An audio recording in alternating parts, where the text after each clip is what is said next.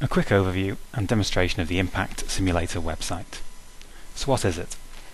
The Impact Simulator is a model which allows health service policymakers to collaborate to make informed, research-supported decisions on healthcare provision. By adjusting the level of uptake and availability of various treatments, for example statins, aspirin, heart surgery, policymakers can discover the potential benefits and the cost of their actions.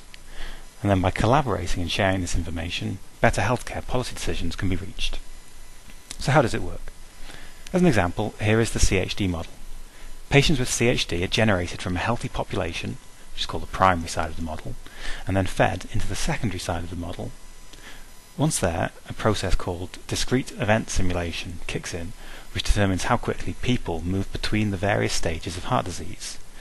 Increasing the level of uptake and availability of various treatments will slow down a patient's journey towards a CHD death, which is to be avoided, but it shouldn't affect their passage to a non-CHD death. Basically everyone dies. We just want to try and make sure that as few people as possible die of the disease. Okay, let's see what else is on the website. So at the top of the screen we've got a few more tabs. The Resources tab is where you'd come to find out information. So here we've got the videos, which you may well be watching this video from here. We've also got various PowerPoints and presentations and links. And as a quick example, let's click onto one of the PowerPoint presentations, Heart Disease and Overview. It opens in a new tab and you can click through the pages in much the same way as you could in a PowerPoint. There is also a glossary. And so if there are any terms that you're unfamiliar with when you're using this website, the best place to come and check is the glossary, which will give you a quick definition. Okay, let's move on to the most important thing, which is running a simulation. So if we go back to the home page, we'll hit the big button saying Launch Simulator. At this point we can either set up a new simulation or work with one of the existing ones. So let's just go right ahead and set up a new simulation. We do this by clicking on the link. The first thing we need to enter is a name, so let's call it CHD Simulation, and then a description.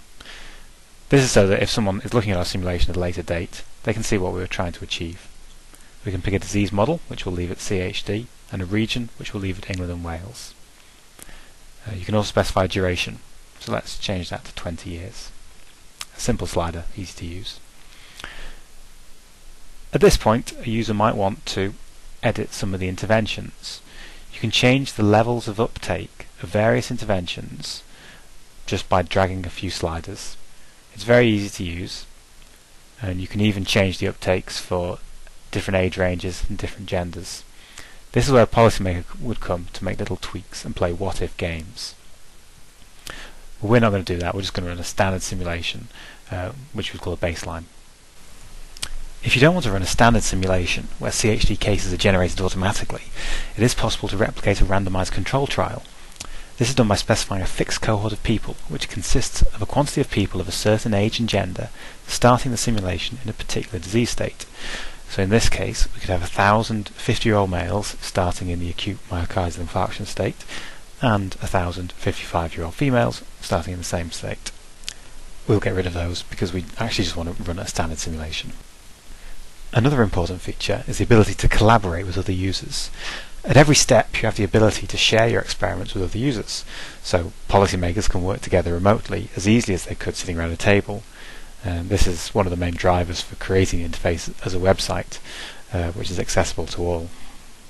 We're done now, so we click Save and Run to save the simulation and start it running.